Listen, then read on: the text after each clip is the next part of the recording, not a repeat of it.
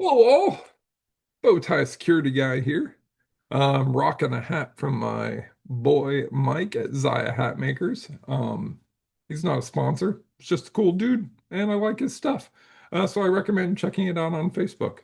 Um, with that said, this video is all about what happens when you expose scammers. Jay Jones and I recently exposed a scammer group.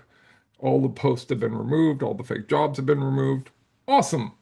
Um, but like as soon as one's removed, there's 100 others that are created. It's very difficult for companies to keep track of. They make up a lot of excuses not to keep track of it because each of these people, each of these scammers who are posting fake jobs, LinkedIn gets paid and they get paid well. Um, Many of the jobs that we've shared are promoted jobs, meaning that the attackers paid to have them promoted. So let's talk about what happens when you expose a scammer. Jay Jones and I are just two of the people who expose scammers. There's a ton of us out there who do this to try to help people. But there's a reason there's not more of us, and the reason is you deal with a lot of crap. As soon as you start making the post, the scammers kind of bow up on you. Will threaten you with lawsuits. Sometimes they'll threaten personal harm. I've had ones threaten me personally. I've had ones that have like pulled my address and other things. It can get very scary. Uh, I'm not too concerned about it, but I know a lot of people who would be. And when you're just trying to do the right thing, getting bombarded by multiple people threatening lawsuits or threatening harm to you can be very scary. And there's no recourse that you can do. You can report them to LinkedIn, they'll just create another fake account. Um, you can get the jobs taken down, but there's just more fake jobs, right? There's money to be made. It's just like the fake advertisements that are on Facebook. It's a $1 billion business for Facebook in profits, and it's just as much for the attackers in profits. So it's a mutually beneficial relationship. And same with LinkedIn. LinkedIn has, I would estimate, hundreds of thousands of fake jobs. That's every year. I mean, Jay, I think, has removed like 300,000 or something at this point, some obscene number. Um, and it doesn't make a dent because there is money to be made by scamming people. And there are a lot of people who are very desperate. But I wanted to talk to you just specifically about like those of us who expose scammers, the what we have to deal with and what other people have to deal with when they expose scammers. It's a lot.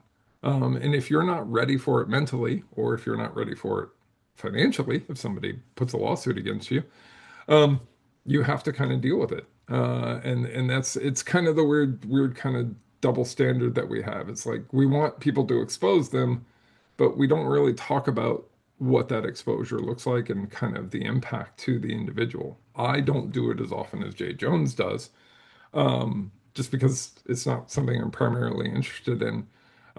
Jay goes above and beyond to help thousands upon thousands of people. And the amount of crap that you have to deal with to do that is astronomical. And he is just a lovely man to do it. And I just wanted to talk a little bit about what we deal with from a perspective of exposing scammers, because I don't think a lot of you understand. Um, yeah, it's cool and everything, and we do it to educate, but there is a shady dark side to that where you get targeted by these attacker groups and stuff like that. It's very annoying. Luckily, they give up pretty quickly. The lawsuits never actually come to fruition. I've never been served. I don't think neither is Jay. They're all just threats, but it's enough of a threat for most people to delete the post or to take down the information. I've even invited scammers who tell me that in a public post that this is a new business and it's not a scam. I've invited them to come on the podcast. I've done that now several times, and I've had approximately zero ever join and talk about their new business, even though I offered to give them all the exposure for free.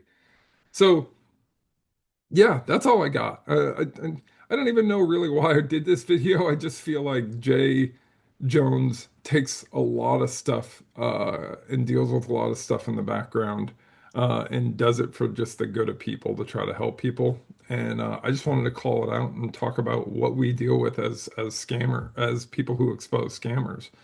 I'd love to encourage more people to do it, but I also know that a lot of people don't want to deal with that drama.